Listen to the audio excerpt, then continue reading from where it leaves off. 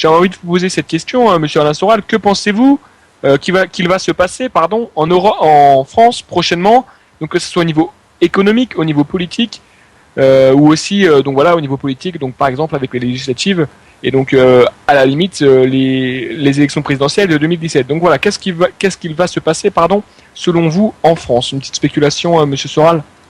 Eh ben pour ça, il faut avoir une vision globale et prendre de la hauteur et ne pas trop s'intéresser à la politique politicienne et voir en fait que la France est un pays riche, encore assez égalitaire et qui n'a pas subi encore et qui n'a pas accepté la mise au pas néolibérale qui s'est faite en Angleterre sous Thatcher. Et de toute façon, il y a dans une logique de pilotage mondialiste de l'économie des pays et des peuples, il y a une volonté, de dérégulation et de déréglementation totale qui n'est pas encore effectuée en France. On a vu sur les retraites, on attaque petit à petit, sur les fonctionnaires, etc. Il y a un des verrous qui doit sauter en France demain qui est le CDI, le contrat à durée indéterminée. C'est quelque chose qui est, incompatible avec une société libérale intégrale. Il ne doit exister que du CDD, c'est-à-dire la flexibilité et la mobilité totale.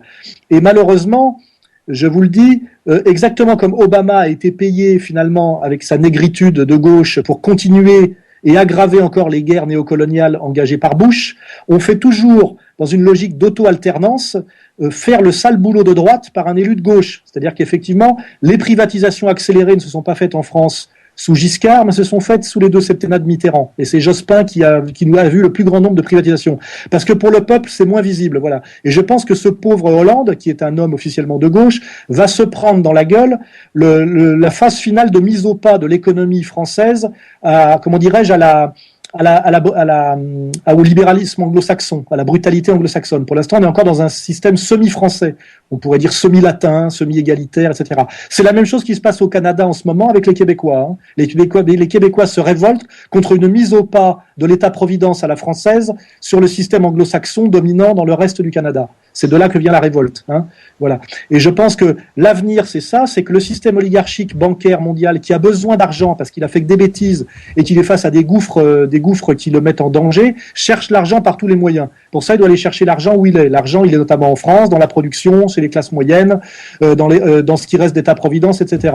Ils vont aller rogner sur tout ça, piquer sur tout ça. Ça passera par une mise au pas politique, par des réformes que Hollande ne pourra pas empêcher, car il n'en a pas les moyens. Mélenchon fera son numéro de syndicaliste et il fera exactement comme ont fait les syndicats au moment de la transformation de la loi sur les retraites. Ils ont mis des milliers de couillons dans la rue avec des fagnons et à la fin la réforme est passée, voilà. Et donc la France va être mise au pas comme le sont les autres pays d'Europe, et ça va provoquer des troubles sociaux.